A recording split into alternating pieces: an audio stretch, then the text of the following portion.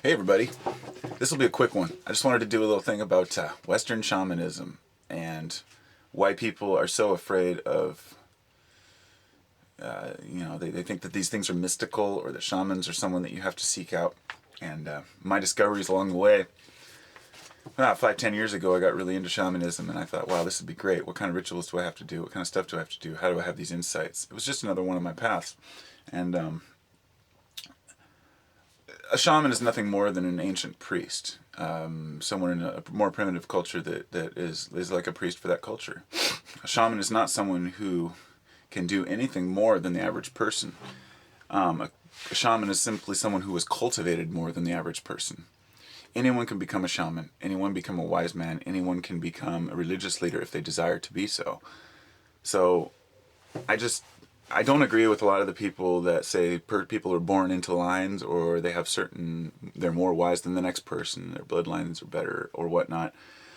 I just wanted to say that how many of our preconceived notions about the way things are keep us from trying new things? When we're scared of trying something new, like modern day shamanism, afraid of being ridiculed.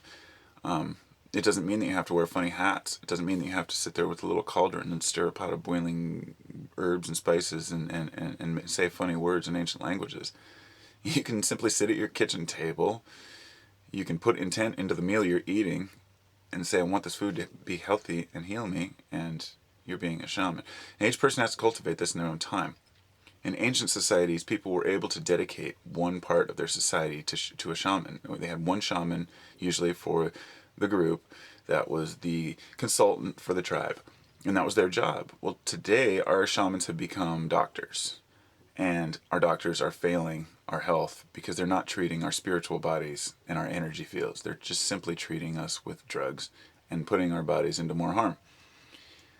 So that said, if you are from the West and you live in America and you want to seek more, not just America, but any westernized culture, and you want to seek a path, or you want to gain knowledge and you really want a spiritual teacher, a lot of folks will go to someone who comes from the culture that belief system or culture comes from, or whatever they're learning. If a person wants to learn Hinduism, they go to India. If a person wants to learn Buddhism, they'll go to Tibet and whatnot. In today's society, that's not the way to go.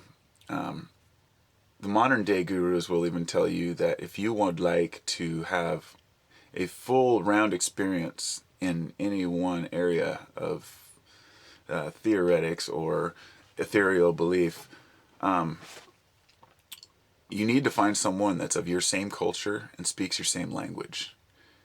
And at first I found that kind of, wow, that was kind of hardcore, because I think Ram Dass said that, and I thought, wow, how interesting.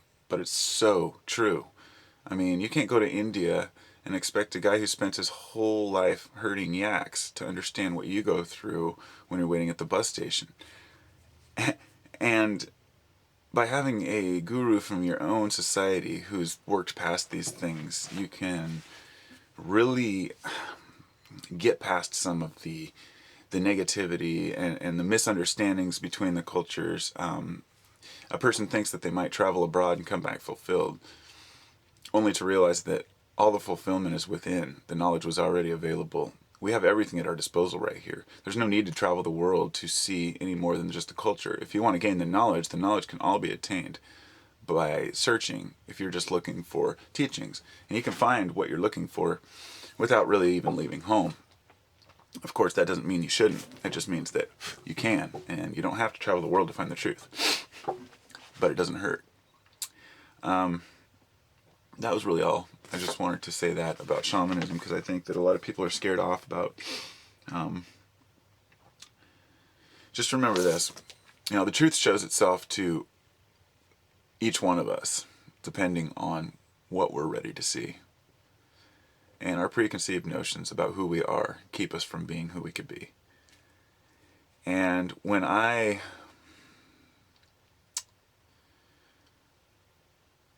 realized that, my whole life changed.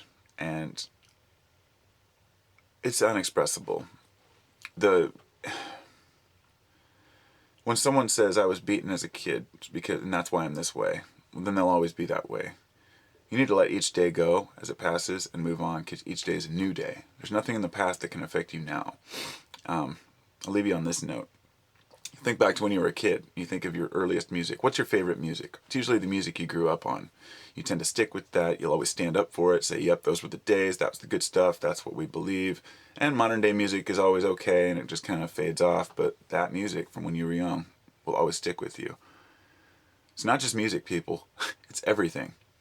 Every belief you were told, every system of society that was instilled within you, all the things that you may not even realize are there.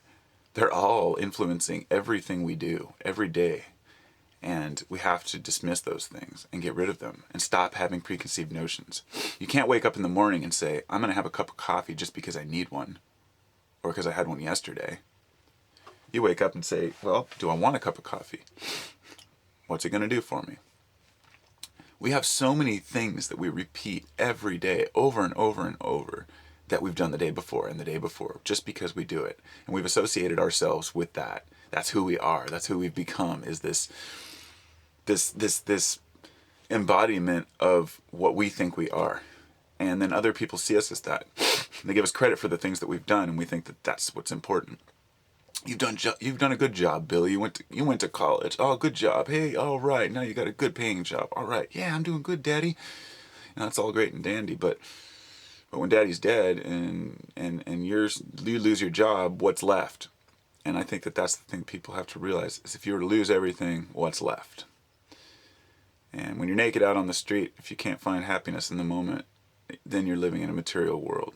And become your own shaman and make your own fate. And namaste.